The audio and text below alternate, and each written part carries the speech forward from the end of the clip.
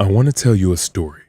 A story about one of the greatest upsets in sports history and the lessons we can learn from those at the pinnacle of greatness and those who are still climbing the mountain. The year is 1990. This year, Mariah Carey would go on to be the hottest selling artist, and Home Alone would take third in the box office rankings. It was also the era of Iron Mike Tyson, the undisputed heavyweight champion of the world. Tyson was known as the baddest man on the planet and was already being regarded as one of the greatest heavyweight boxers of all time. Tyson won his first 19 professional fights by knockout, 12 of them in the first round. After claiming his first belt at the age of 20, he held the record as the youngest boxer ever to win a heavyweight title. 20 years old, Mike Tyson on his way to becoming one of the youngest heavyweight champions of all time. Bangs the body, wow, with that uppercut is Tyson. Catches him with a right left hook, and he goes down! He goes down, he should be able to get up from this. His legs may be shut, they are! As Trevor Berbick falls back in the ropes, I don't know if he's going to be able to continue. He's got the heart, but his body won't let him do what his mind wants to. And he's counted out. It'll be scored as a knockout. Mills Lane counted him out to 10. It's all over. We've got a brand new heavyweight champion of the world, Mike Tyson. He was the first heavyweight boxer to simultaneously hold the WBA, WBC, and IBF titles, as well as the only heavyweight to unify them in succession. As if it weren't impressive enough, by the start of 1990, Iron Mike had a professional record of 37 wins and 0 losses. 33 of those 37 wins came by knockout. In all of his 37 wins, Tyson had never even been knocked down in any of his fights. Many thought Tyson was an unbeatable machine.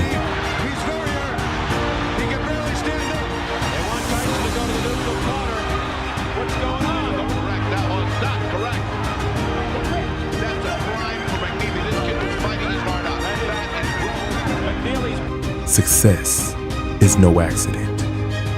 It is hard work, perseverance, learning, studying, sacrifice, and most of all, love of what you are doing or learning to do.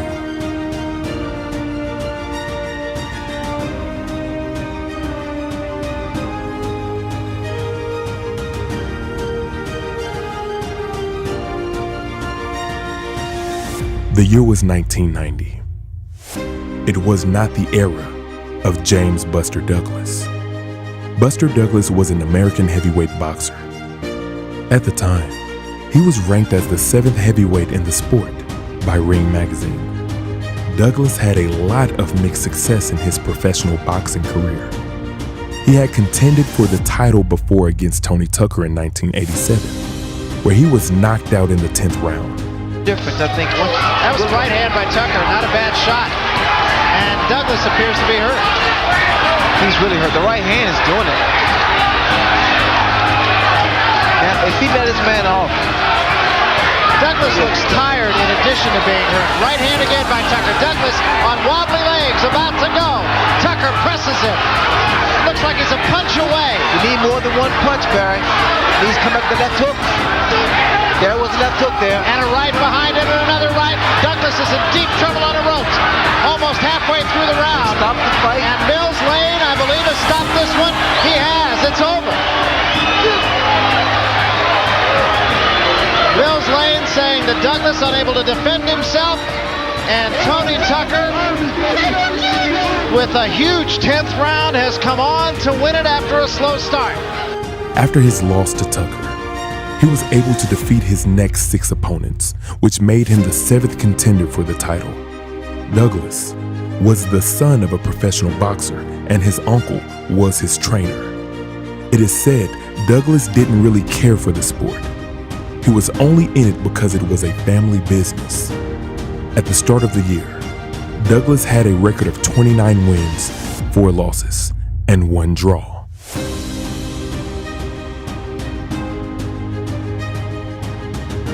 Your present circumstances don't determine where you can go.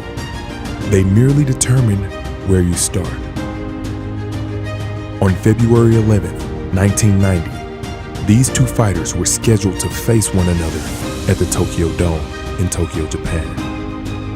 Despite having fought twice in '89 and 3 times in '88, the fight was billed as Tyson is back. On the line were Tyson's WBA, WBC, IBF, and the ring heavyweight titles. Many considered this fight to be a warm-up for Tyson before facing the then undefeated #1 heavyweight contender, Evander Holyfield. Tyson was viewed so much a dominant heavyweight that he was not only viewed as the world's top heavyweight, but often as the #1 fighter in the world, pound for pound. In his autobiography, singer Bobby Brown wrote that he met Tyson in Tokyo, and the two partied the night before the fight. Brown claims Tyson refused to go to sleep early for the fight. Tyson viewed Douglas as an amateur, and like the rest of the world, he knew he could beat Douglas in his sleep. Believe in yourself and have faith in your abilities. Without confidence, you cannot be successful or happy.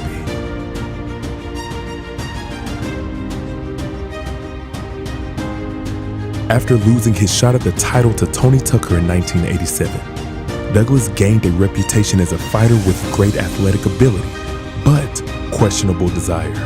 In other words, the perfect opponent for Tyson to face before seeing Evander Holyfield. Although he trained hard for the fight, Douglas had every reason to be distracted leading up to it.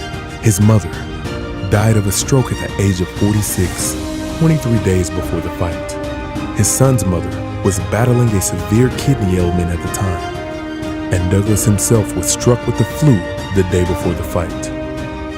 To add insult to injury, Douglas was given so little chance of winning that every betting parlor in Las Vegas refused to hold odds for the fight.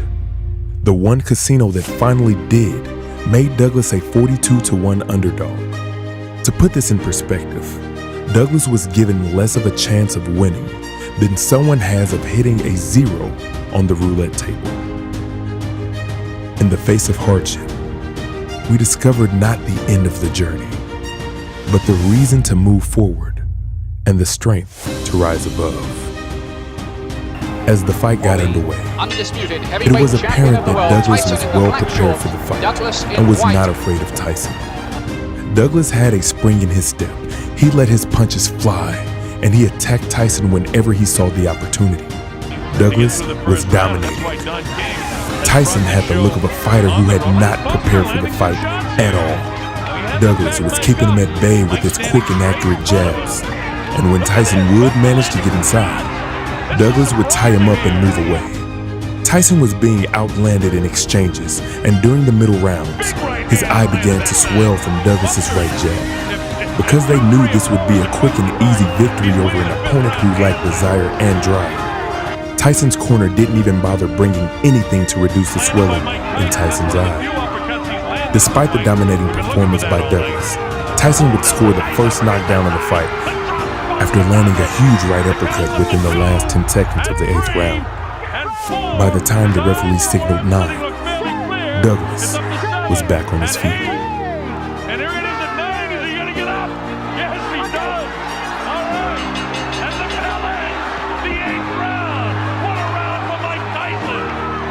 In the 10th round, history was made. After sending Douglas to the canvas, Tyson's pace changed. He was now more aggressive and trying to capitalize on the knockdown he scored 2 rounds ago. Tyson started pushing forward to try to end the fight. During one of his advances, Douglas followed a few jabs up with an uppercut that snapped Tyson's head upward and stopped him in his tracks. As Tyson reeled back, Douglas immediately followed up with 4 punches to the head, sending Tyson to the canvas for the first time ever in his career.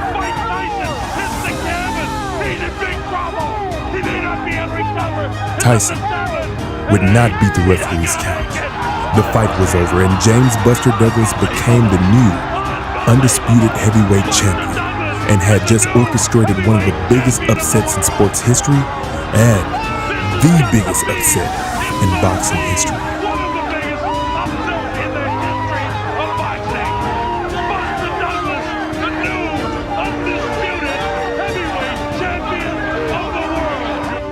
There are many life lessons that can be learned from this story, but the one that stands out the most to me is, without hardships, you can never triumph. Approach life with a spring in your step. Let your punches fly and be unafraid. Seize every opportunity. Do what you can to orchestrate your triumph, no matter the odds you're given. Till next time.